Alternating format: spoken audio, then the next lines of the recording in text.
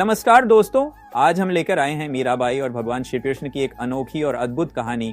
एक ऐसी कथा जो भक्ति, प्रेम और समर्पण की मिसाल है। मीराबाई सिर्फ एक राजकुमारी नहीं थी, बल्कि वे श्री कृष्ण की अनन्य भक्त थी, जिन्होंने सांसारिक बंधनों से ऊपर उठकर अपने आराध्य को ही अपना सर्वस्व मान लिया। इस कहानी में हम जानेंगे कैसे बचपन में मीराबाई ने श्री कृष्ण को अपना पति मान लिया, उनके भक्ति मार्ग में कौन कौन सी कठिनाइयां आईं, और जब उनके परिवार ने उनका विवाह मेवाड़ के राजकुमार भोजराज से तय कर दिया तो मीराबाई ने क्या किया। तो चलिए इस भक्ति और प्रेम से भरी पवित्र यात्रा को शुरू करते हैं। दोस्तों, सबसे पहले हम बात करेंगे मीराबाई का जन्म और बचपन के बारे में। मीराबाई का जन्म 1498 ईस्वी में राजस्थान के कुर्की गांव पाली जिला में हुआ था। वे राठौड़ वंश की एक राजकुमारी थी और उनके पिता रतन सिंह राठौड़ एक वीर योद्धा थे। उनका परिवार मेवाड़ के शासकों से संबंध रखता था। मीराबाई बचपन से ही आध्यात्मिक प्रवृत्ति की थी। अन्य बच्चों की तरह उन्हें खेलकूद में ज्यादा रुचि नहीं थी, बल्कि वे किसी अनदेखे प्रेम में खोई रहती थीं। जब मीराबाई बहुत छोटी थीं, तब उनके माता पिता और रिश्तेदार उन्हें कई उपहार देते थे, महंगी पोशाकें, गहने, खिलौने, लेकिन हर बार वे कहती ये मेरा नहीं है, जो मुझे चाहिए वह ये नहीं है। ये सुनकर सभी लोग चिंतित हो जाते थे। वे समझ नहीं पाते थे कि मीराबाई को आखिर क्या चाहिए।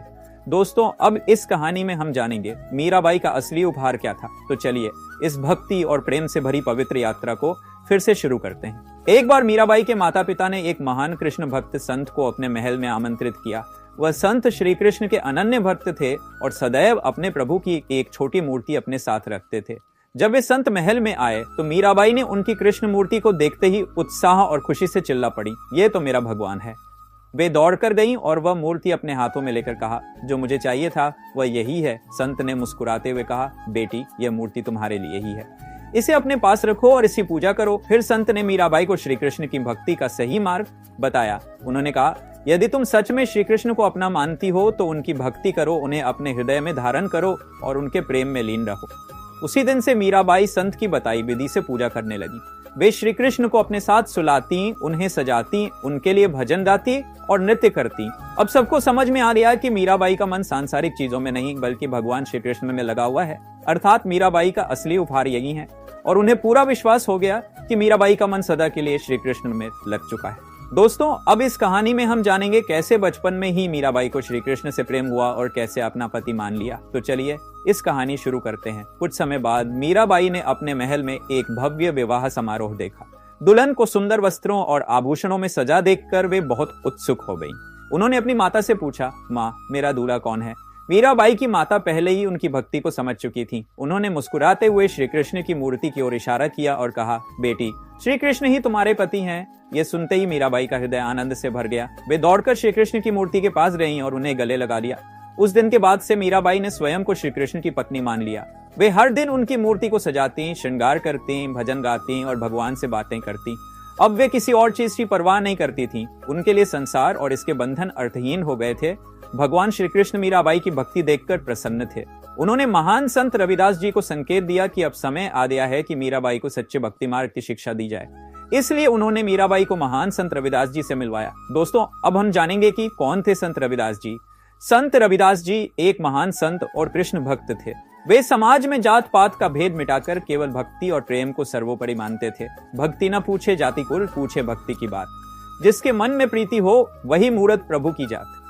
वे मानते थे कि हर इंसान, चाहे वह किसी भी जाति या वर्ग का हो, यदि वह सच्चे मन से भगवान की भक्ति करता है तो वही श्रेष्ठ है। एक दिन जब मीराबाई भजन गा रही थीं, तभी संत रविदास जी उनके महल में आए। मीराबाई ने उनके चरणों में प्रणाम किया और कहा, गुरुदेव, मैं श्री कृष्ण की दासी हूँ, मुझे भक्ति मार्ग की शिक्षा दीजिए। संत रविदास जी मीराबाई की भक्ति से अत्यंत प्रभावित हुए। उन्होंने कहा, बेटी, भक्ति का मार्ग केवल प्रेम, समर्पण और त्याग से तय किया जाता है। यदि तुम सच में श्री कृष्ण को अपना सर्वस्व मानती हो तो यह जापमाला और वीणा तुम्हारे लिए हैं। इनसे तुम कृष्ण नाम का संकीर्तन करो और उनकी भक्ति में लीन रहो।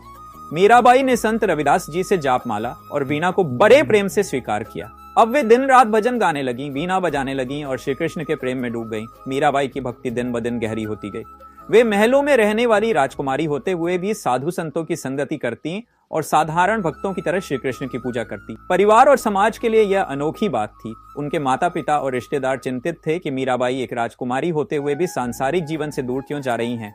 राजा और परिवार का निर्णय मीराबाई का विवाह कर देना, चईवरबाई का विवाह कर देना चाहिए तो वे सांसारिक जीवन की ओर लौट आएंगी और अपनी भक्ति छोड़ देंगी।